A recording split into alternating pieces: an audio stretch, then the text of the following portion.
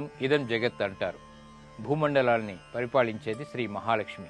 మరి ఆ మహాలక్ష్మి యొక్క వైభవం ఏమిటి, శోభ ఏమిటి? శ్రావణ శుక్రవారం ప్రారంభ దినం కావడంతో ఈ మహాలక్ష్మిని ఆరాధించడం ద్వారా మనకి ఎటువంటి సౌకర్యాలు చేకూరుతాయో పరిశీలిద్దాం.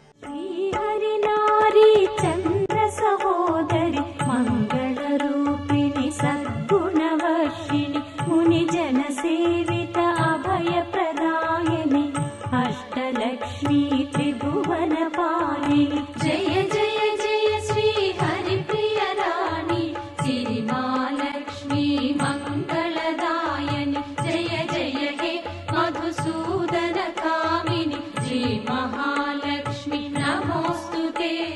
శుద్ధ సాత్విక స్వరూపంలో వెలిగేటువంటి జగన్మాత శ్రీ లక్ష్మీదేవి తన భక్తులకు నైతిక బలాన్ని అందిస్తూ వారిని కార్యోన్ముఖుల్ని చేసేటువంటి శక్తియుక్తుల్ని లక్ష్మీదేవి అందిస్తుంది. ఉత్సాహం, ఉల్లాసం, ఆనందం, ఉత్తమ గుణాలు, సిరి సంపదలు, శాంతం, శుభ్రత ఇలాంటి శుభప్రదమైనటువంటి అంశాలకు మూర్తీభవించినటువంటి స్వరూపమే లక్ష్మీదేవి. మహాలక్ష్మిని అష్టైశ్వర్య ప్రదాయినిగా పూజిస్తారు. లక్ష్మీదేవి క్రీగంటి చూపులపై ఆధారపడేటువంటి విశ్వం మొత్తం కొనసాగుతోందని చెప్పి శ్రీ గుణరత్న కోసం చెబుతోంది. మహాలక్ష్మికి మహదానందం చేకూర్చడం కోసమే శ్రీహరి లోకాల్ని సృజించాడని భాగవతం వెల్లడిస్తోంది. కార్యసిద్ధి, విఘ్న నివారణ, విద్యాలబ్ధి, ఐశ్వర్యం, స్వచ్ఛత, జీవన సాఫల్యత ఈ 6 సుగుణాలు 6 లక్ష్మీ రూపాలు. ఈ 6 సాధన కోసం శ్రావణ మాసంలో శ్రావణ లక్ష్మిని త్రికరణ శుద్ధిగా ఆరాధించాలి.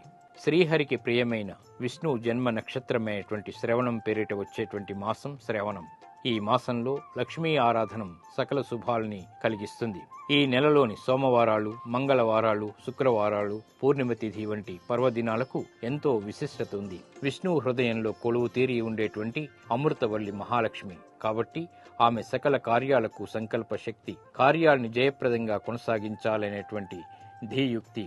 లోకైక దీపాంకురాం అని సిరుల తల్లిని మనం ఆరాధిస్తాం.